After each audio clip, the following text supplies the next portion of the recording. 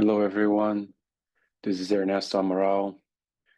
I'm an associate professor at Texas A&M University, and we are here talking about the course Social Change in the Sociology department. And the topic today is about development. This is chapter 1 of our textbook, Development Social Change, A Global Perspective by Michael and Weber. So development today must be considered in a context of deepening poverty, rising ecological crisis, and increasing social unrest across all of the globe. And the Global South faces particular challenges nowadays with widespread economic deprivation and environmental vulnerability that limits prospects for the sustainable growth of the whole planet. Political responses have been varying over time, from nationalistic economic strategies in the global north to transnational counter-movements seeking social justice and environmental sustainability. And we have been facing global crisis and destitution on Earth nowadays.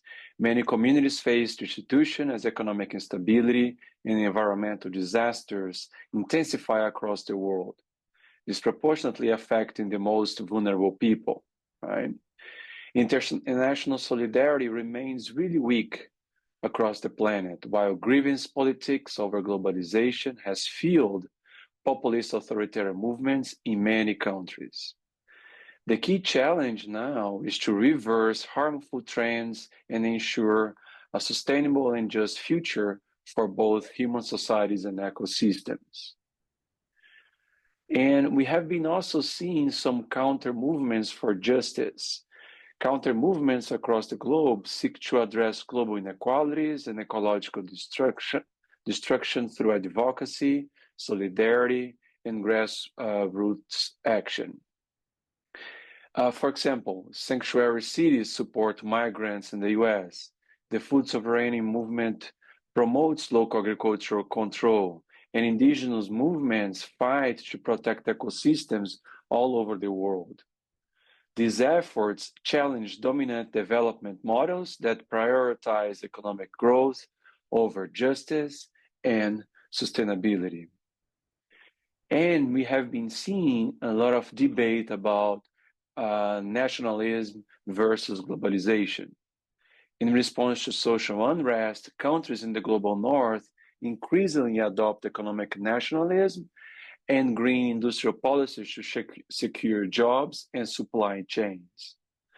By contrast, global South economies often remain dependent on exports of raw materials and labor-intensive goods, reinforcing structural inequalities between the global North and global South. This divergence complicates efforts at global cooperation on development, climate change, and equity, for example. And all these issues, they are related to colonial legacies. Modern development patterns are deeply shaped by the legacy of European colonialism, which created systems of global resource extraction and labor exploitation, from wealthy nations exploiting poor nations.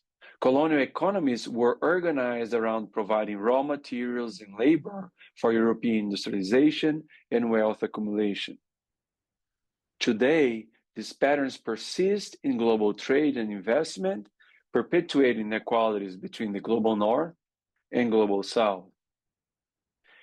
And what the textbook emphasizes, and here in this lecture, I'm not just presenting exactly what the textbook is debating throughout the chapters. Some of the details in the chapters, you have to go there. That's why it's important for you to read the chapters before you watch these lectures, because some of the details are in the chapters, but also the lecture videos here, they complement what is in the textbook. I put some more information that goes a little bit beyond the textbook in some sense, and some other details you can find in the textbook. So it's good to read the chapters in the textbook, and then to read my lecture slides and to watch these lecture videos. And a major point that's debated, that's discussed in the textbook, is this relational perspective related to development. Development is not simply a linear process moving from traditional to modernity, as often portrayed in Western narratives. This view ignores the contributions of non-European societies, including indigenous peoples who have preserved most of the planet's biodiversity. A relational perspective recognizes the global power dynamics that shape uneven development outcomes.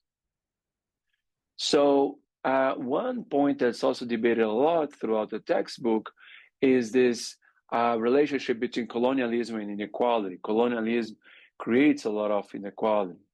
European colonial expansion laid the groundwork for extreme global wealth inequalities that continue today. The richest 20% of the world's population benefit from systems financed by the labor and resources of the bottom 80%. Such unequal exchanges remain embedded in global trade and investment practices. And neoliberal globalization has promoted deregulation, privatization, and market-driven policies that exacerbate inequalities throughout the world. Global institutions encourage free market reforms that enrich corporate elites while undermining stable employment and social services. Environmental degradation has intensified as economic growth models prioritize profit over ecological sustainability.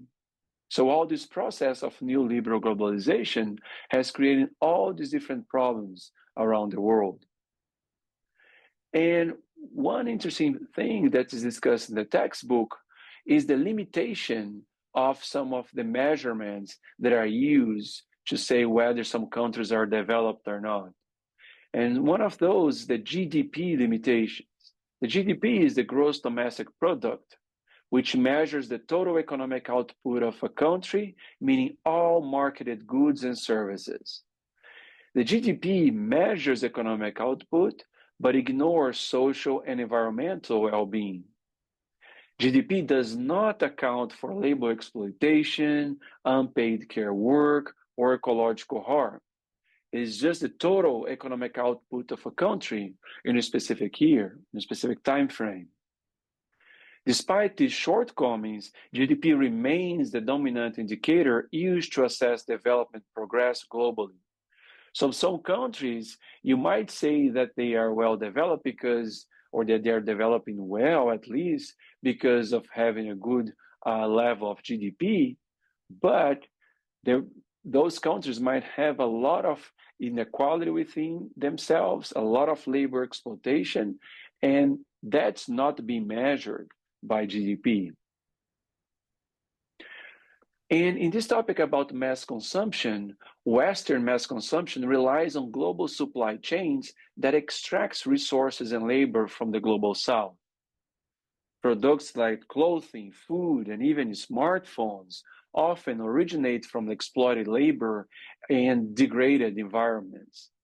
This system sustains inequality while placing heavy economic burdens on poor regions. And in terms of ecological footprint, humanity's ecological footprint exceeds Earth's capacity as global resource consumption accelerates beyond sustainable levels. The carbon-intensive lifestyle of wealthier nations, even in Western countries, is responsible for the grossly uneven greenhouse gas emissions in the planet. The Western lifestyle disproportionately drives climate change and environmental destruction. These impacts fall hardest on vulnerable populations, least responsible for causing these issues. So the more vulnerable populations that live, For example, in housing, they are not so strong against climate change, against hurricanes, against all these different natural disasters. They get hit harder.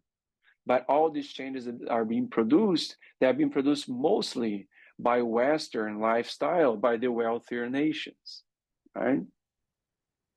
And here is just to show how the ecological footprint has been affecting the world, in this case here between 1961 and 2006. And here you have the different subtopics that create all these footprints, all these burdens on Earth due to human development. So you have here at the top, the built up land, forest land, also right here, fishing ground in white, grazing land in dark gray, crop land in light gray shade here. But you see that all of those over time, the width of each one of them has not been increasing as much. What has been increasing is exactly the carbon footprint that increased a lot here from 1961 to 2006. And then by somewhere in between 1975 and 1980, we passed our world biocapacity. We passed the moment where we would need more than one Earth to have all the resources available to the population based on all this usage of land and crop land and carbon footprint that we have been having over time.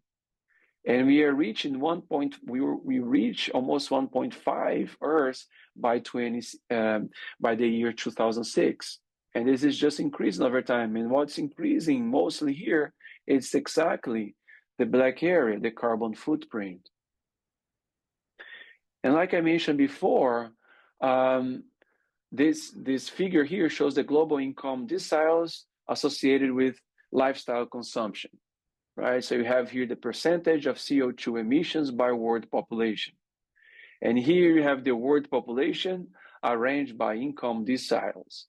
You have the poorest 50% here and the richest 10% here.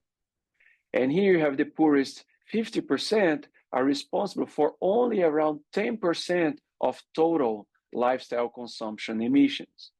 All right, so the poorest 10%, only 1% of total lifestyle. These ones here are the above the 10%, below the 80%, the 20th percent here. So we have another 10% of the people here responsible only for 1.5 of total lifestyle. So each one of these horizontal bars here, we have 10% of the people in the world. 10% consuming only 1%. 10%, 1.5% of total lifestyle consumption emissions. While the top 10%, the richest 10%, are responsible for almost half of total lifestyle consumption emissions. So the richest 10% are responsible for 49% of total lifestyle consumption emissions. So there is a lot of inequality in terms of like how much damage we are doing to Earth. And this topic about social engineering, development in Europe began as a project of social engineering, manage the disruptions caused by industrialization, trying to deal with the problems that they created, and then trying to make some improvements in the societies that were affected by industrialization by trying to implement some policies there. Development became an extension of modern social engineering, though in the colonies, justified through ideologies rooted in racism. So these developed countries, European and Western countries, they started to think about some actions that they could do in colonies by saying that they would improve their lives because of all these disruptions, but usually without listening to the populations in the colonies. And these policies, this social engineering process, strongly rooted in racism. Elites promoted policies to stabilize society while fostering capitalist growth. In colonies, development meant imposing forced labor, segregated settlements, and exploitative infrastructure projects. In terms of the political project of development is not just an unfolding of social change, but a political intervention shaped by power. It reflects ideological beliefs about progress and improvement, often linked to European and Western values. Development policies manage technological change and social transformations, frequently reinforcing existing inequalities throughout the world. And development is often equated with rising consumption, privileging markets as engines of change. And development is usually really naturalized. This view, rooted in neoclassical economics, assumes that humans are naturally self-interested.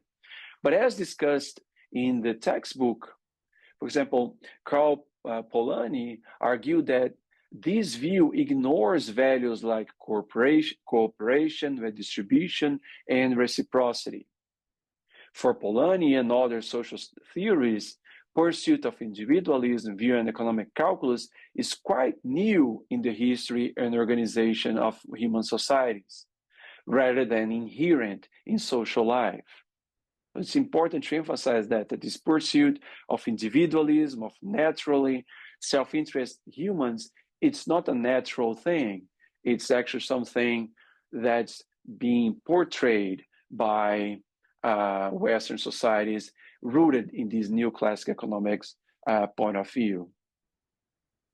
The development project as a consensus, it happened between the 1940s and the 1970s. The mid-20th century saw development linked to the decolonization and nation building. Newly independent states adopted national economic plans inspired by Western models. International institutions promoted growth through industrialization and consumption, often sidelining local priorities. And one important thing that's discussed in the textbook as well are those stages of growth, as discussed by Rostow. Rostow model depicts development as a linear process with stages from a traditional society to a high mass consumption society. It positioned the US consumer society as that ideal endpoint for all nations. This model ignored historical exploitation and structural inequalities that shape development paths. And as a way to criticize that view, you have the dependency theory. The dependency theory argues that European wealth was built on the underdevelopment of colonized regions. Former colonies continued to supply cheap resources and labor to wealthier nations, maintaining dependency. Development and underdevelopment are interconnected in a global system of unequal exchange. Another challenge to these more like neoclassical views of societies going from a traditional to a modern society is this world system theory. The world system theory sees the world as a single economic system divided into core, periphery, and semi-periphery zones. Core regions concentrate capital and high-skill production, while peripheral regions provide raw materials and cheap labor. The system reproduces inequality and reinforces global hierarchies. So it's not that just all countries are expected to go from traditional to modern societies, because there is all this exploitation between the core in periphery and also semi-periphery zones, right? Industrial agriculture displaces small-scale farming. That's another topic discussed as well in the textbook, often with harmful ecological effects. Small farmers produce most of the world's food, but face discrimination in global markets. Agrobusinesses, agribusiness benefits from subsidies and policies that marginalize traditional farming cultures. And in terms of ecological blind spots, development theories have often ignored the environmental costs of industrialization and urbanization. Large-scale agricultural, mining, and manufacturing contribute heavily to climate change and biodiversity loss. Sustainable alternatives are needed to address this ecological crisis.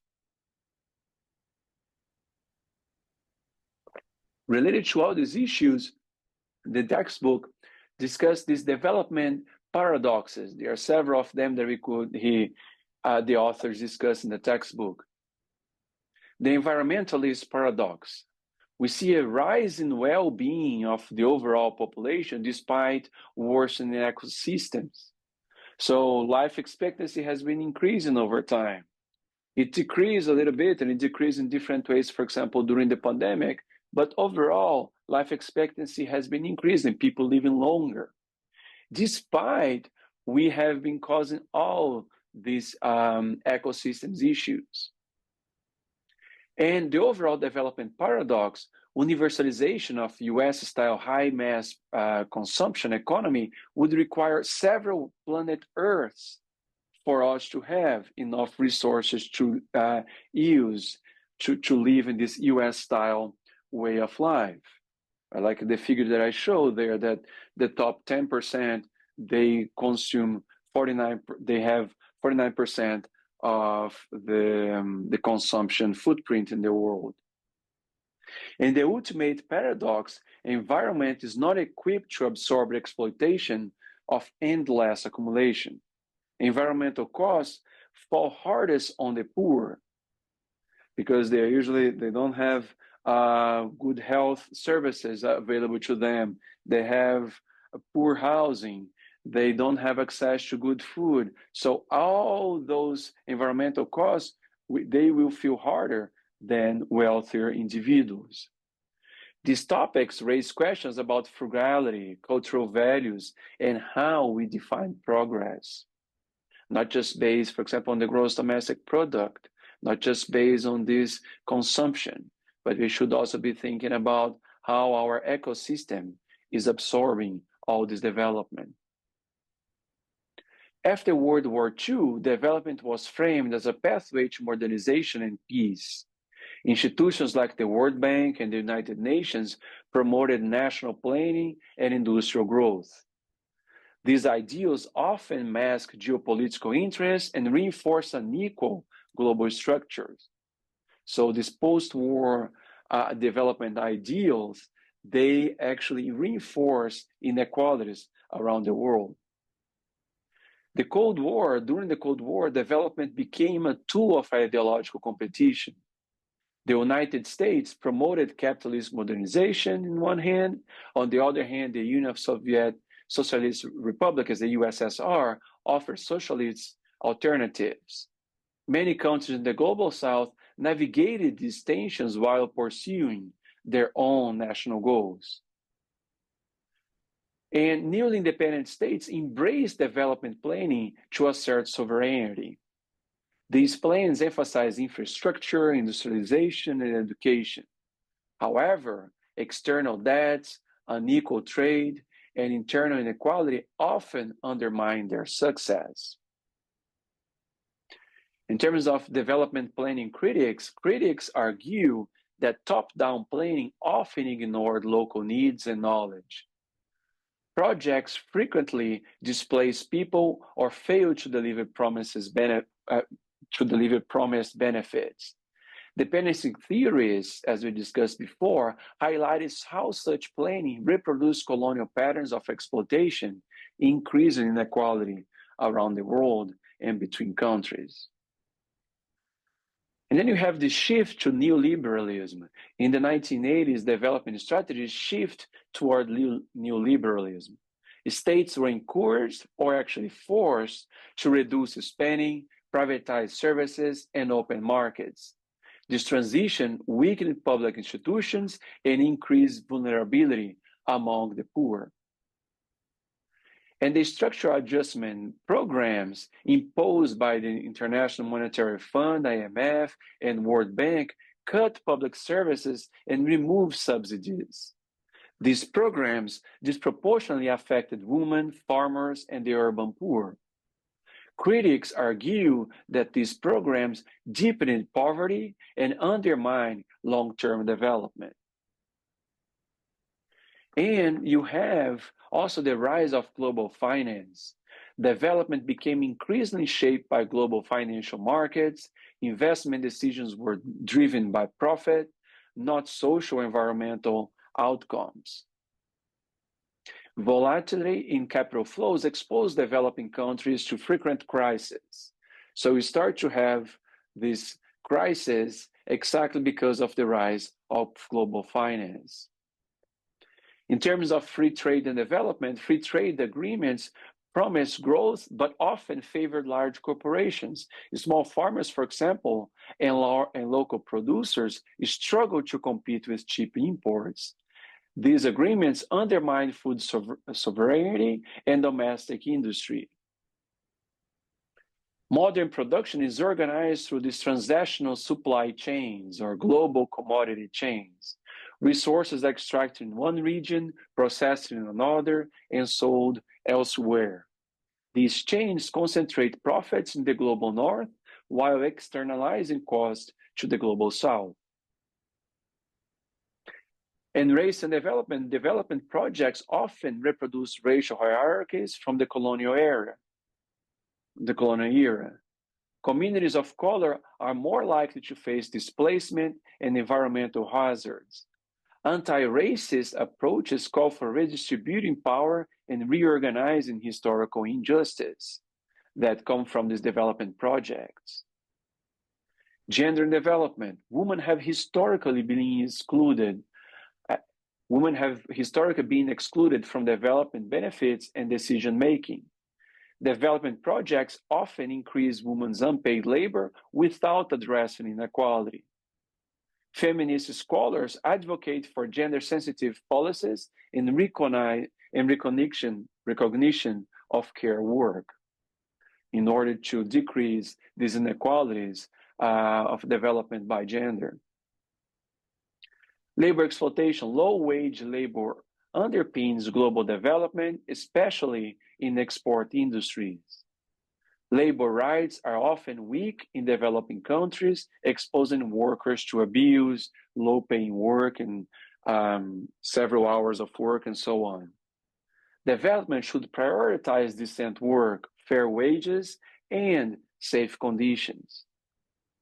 In terms of migration development, migration is both a consequence of uneven development and a strategy for survival.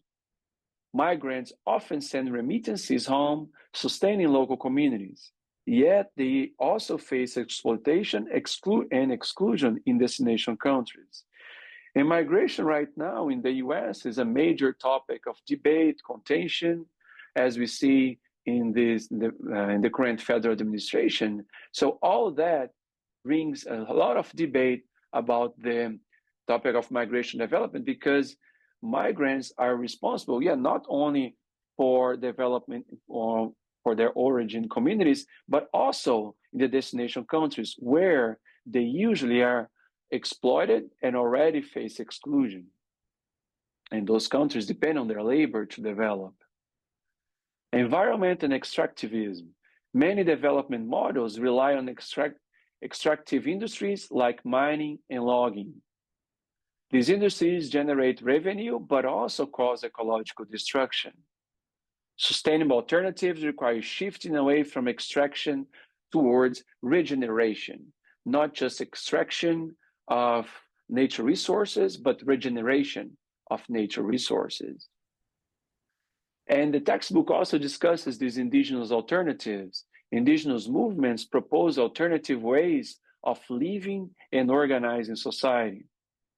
Concepts like buen vivir in Spanish, living well, emphasize harmony with nature and collective well-being. These alternatives challenge West's notions of progress and growth, are other things that should be measured in terms of well-being, not just income, not just economic growth, not just the gross domestic product, as we discussed before. And the textbook also discussed this food sovereignty movement. Food sovereignty promotes local control over food systems and agricultural policies. It opposes corporate agrobusinesses and supports small-scale sustainable farming. This movement links environmental sustainability with cultural and economic autonomy. And climate change poses a major threat to development gains. Poor countries contribute least to emissions, but suffer the most with all these impacts related to natural disasters, for example, because they don't have good housing, they don't have their food, it gets destroyed more by these natural disasters. They don't have good health systems to deal with the diseases that come with them. So they suffer the most due to these issues that come with climate change.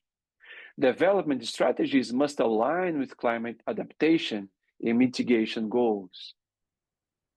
The green economy seeks to decouple growth from environmental harm. It emphasizes renewable energy, efficient technology, and low carbon infrastructure. Critics warn it may reproduce inequalities unless this green economy is paired with justice-based reforms as well. In terms of technology and inequality, technological advances can widen gaps between the rich and poor. Unequal access to the internet and digital tools limits opportunities for the population. Equitable development requires investing in inclusive technological infrastructure. Urbanization and development, rapid urban growth strains housing, water, and transportation systems. Informal settlements often lack basic services and legal protection. Exactly because they lack this basic service, treated water, sewer system, and so on, they get affected also by climate change more in a more strong manner than other richer nations, like we discussed before. Urban development must include marginalized populations and prioritize affordable housing. Health and development. Access to healthcare is critical for development, but remains unequal as well, the access to healthcare. Structural adjustment often reduce public health spending.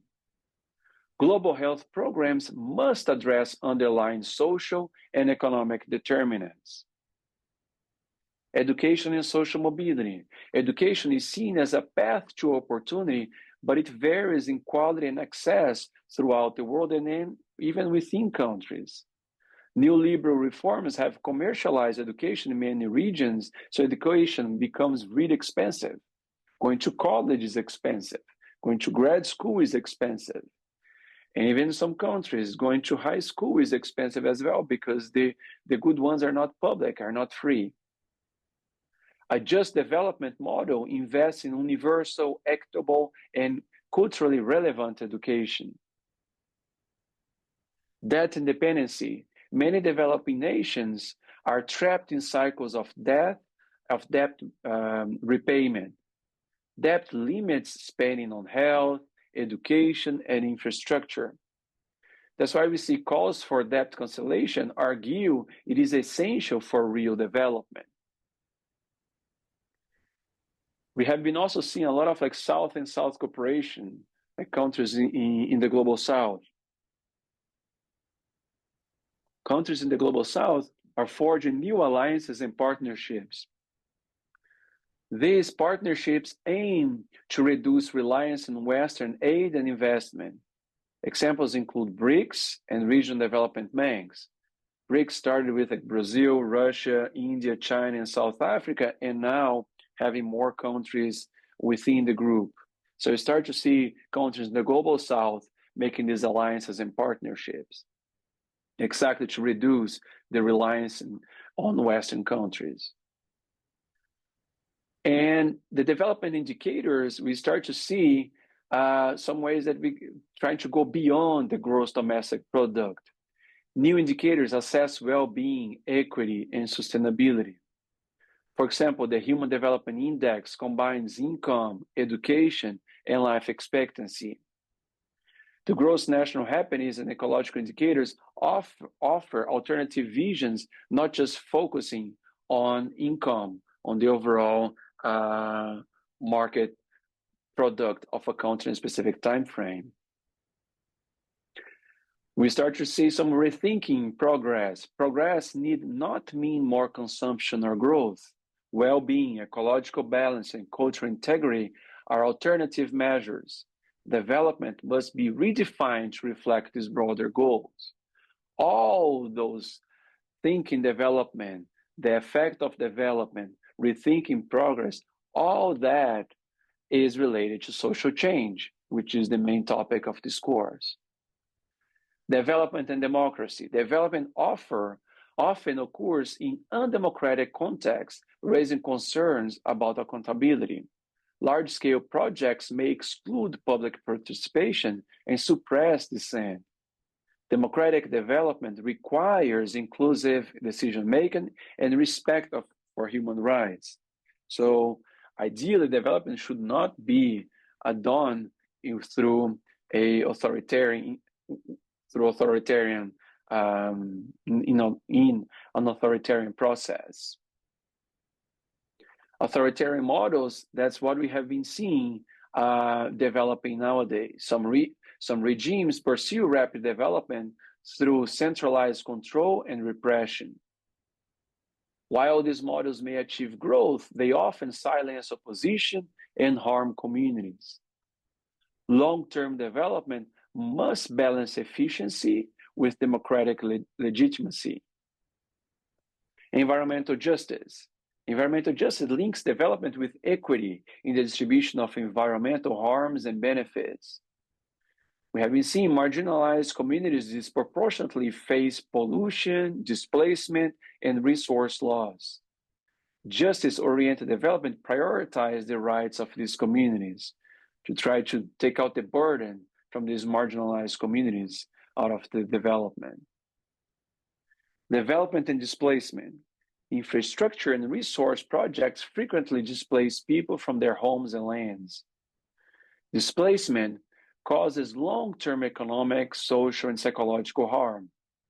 Responsible development must minimize displacement and ensure fair compensation.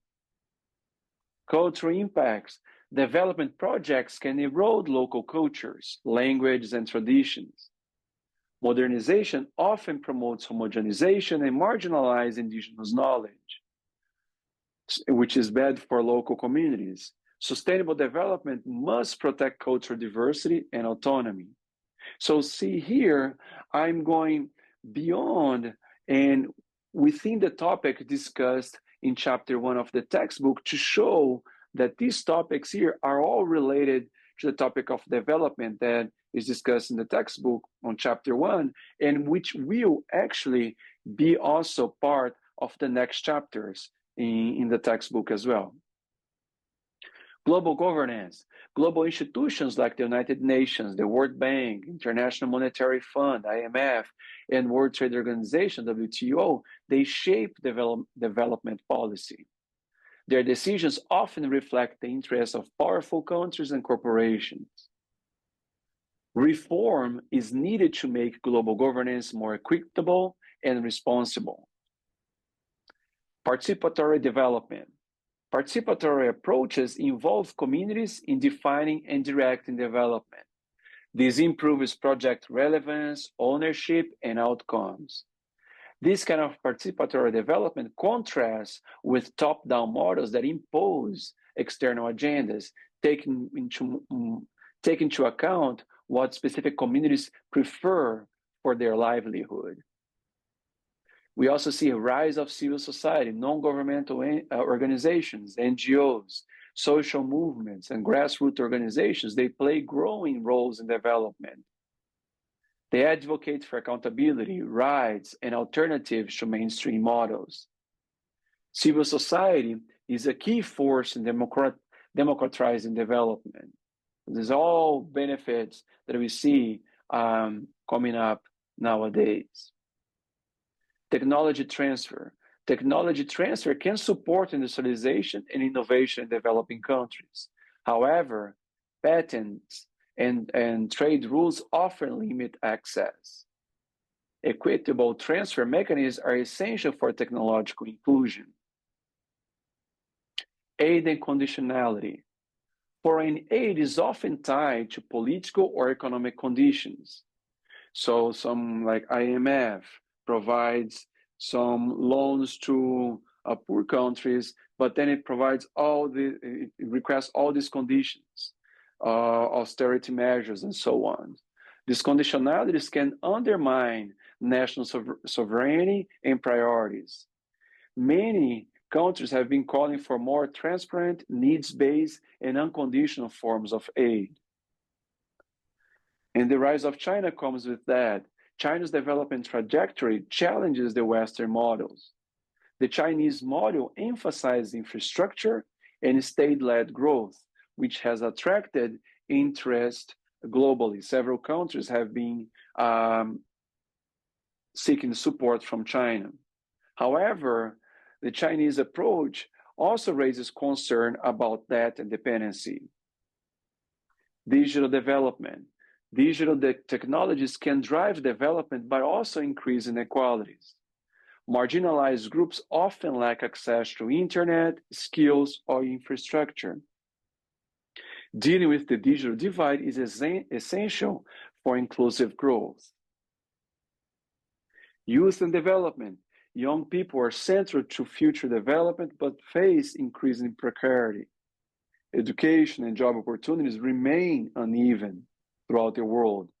Youth-led movements are demanding climate justice, equity, and meaningful participation so they can actually get good education and get good jobs later on in their lives. Sustainable development. The United Nations Sustainable Development Goals, SDGs, aim to improve equity, environment, and economy. Progress towards SDGs varies widely by country. Critics highlight that gaps in enforcement, funding, and political will are issues related to the Sustainable Development Goals. Role of social movements. Social movements resist harmful development and propose alternatives. Examples include landless workers' movements, climate justice groups, and indigenous coalitions. All these different actors redefine what development should look like. Resilience and adaptation. Resilience focuses on the capacity to cope with shocks and change. Developers build adaptive systems that protect vulnerable populations. This includes infrastructure, health systems, and social safety nets.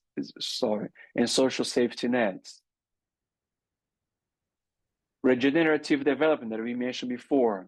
Regenerative development restores ecosystems and communities rather than depleting them. It emphasizes circular economies, agroecology, and cultural renewal. This model challenges extractive logic and embraces long-term thinking. Epistemic justice. Development often privileges Western knowledge and marginalizes other kinds of knowledge. Epistemic justice means valuing diverse worldviews and knowledge systems. Co-creating knowledge with communities improves outcomes and accountability. Development education. Development studies must critically engage with power, history, and inequality. Teaching should include voices from the Global South and marginalized groups. Education can be a tool for transformation and solidarity.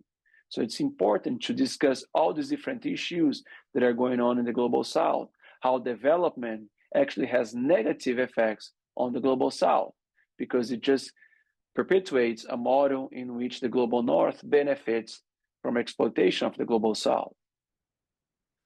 The 21st century development. Development is at a crossroads amid climate crisis, inequality, and geopolitical shifts. Future paths must be democratic, just, and ecologically sustainable.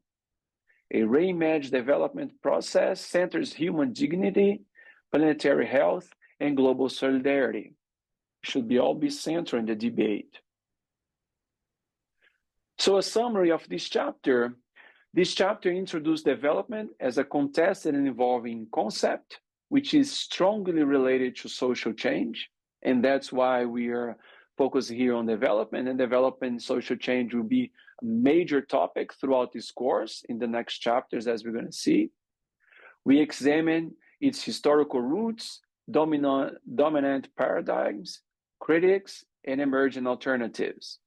Key themes include inequality, sustainability, power, and participation.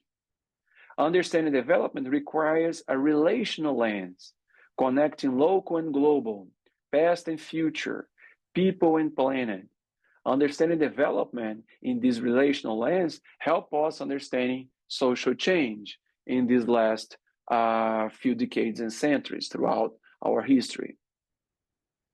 And here are some questions for reflection that can be also helpful for you to think about the first assignment in the online discussion that we have to do in the Perusal website. How have historical legacies shaped current development challenges? What are the strengths and limits of mainstream development models? How can we center justice and sustainability in development? Whose voices are missing dominant narratives? What does development mean to you, and how might it be reimagined? And here you have some selected websites that are listed at the end of chapter 1 of the textbook. The Global Exchange website, New Internationalist, the United Nations Human Development Reports, UNDP Human Development Reports, the World Bank World Development Report, all available in these links. You can access these websites and go further on this discussion about the links between development and social change.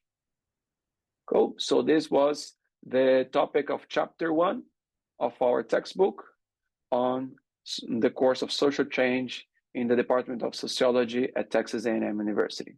Thank you very much.